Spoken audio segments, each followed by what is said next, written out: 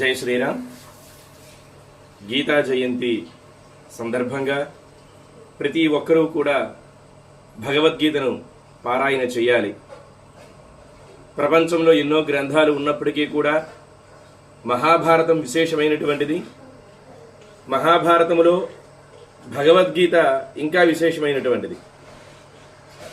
ప్రపంచంలో ఎన్నో గ్రంథాలు ఉన్నప్పటికీ కూడా ఒక గ్రంథానికి జయంతి జరపడం అనేటటువంటిది కేవలంగా భగవద్గీతకు మాత్రమే చెల్లింది. ఇంక ఏ గ్రంథానికి కూడా జయంతి అనేటటువంటిది జరపరు. అటువంటి గీతా జయంతిని మనం సద్వినియోగం చేసుకోవాలి. భగవద్గీత ఒక వ్యక్తికో లేదా ఒక మతానికో సంబంధించినటువంటిది కాదు. ప్రతి ఒక్క మనుష్యుడికి కూడా సంబంధించినటువంటిదే భగవద్గీత.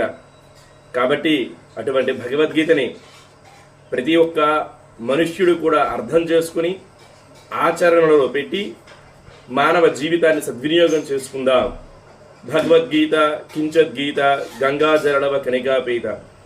గీతలో ఒక్క శ్లోకమైనా సరే చదివితే చాలు, ముక్తిప్రదాయకము అని అంటారు శంకరాచార్యులు వారు.